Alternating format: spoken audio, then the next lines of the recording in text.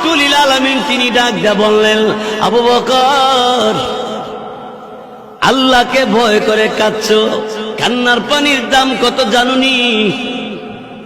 চোখের পানির দাম কত জানেননি?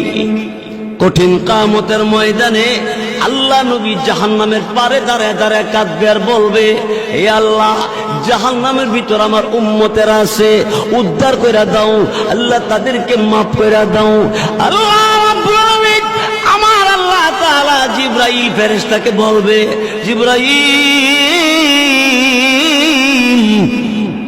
আমি আল্লাহর কুদরতি দরবারে পানির পাতিল আছে, পানির পাতিল নিয়ে যাও, আমার নবীর কাছে নিয়ে দিবা, নবীকে বলবা এই পাতিলের পানিটা জাহান্নামের ভিতরে ছেড়ে দেওয়ার জন্য।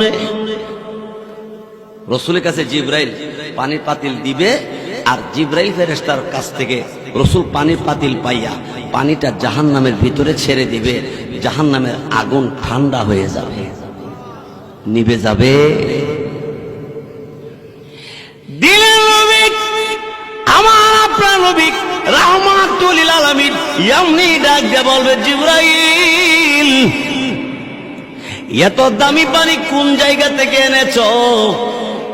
এটা কি হাউজে কাউসারের পানি না জমজম কুয়ার পানি? জিবরাইল বলে, নবী গো, এটা হাউজে কাউসারের পানি না, জমজম কুয়ার পানি না, এটা কিসের পানি? আল্লাহ রাব্বুল আলামিন তখন ডাক দেয়, জিবরাইল রে, আমার নবীকে বলে দাও।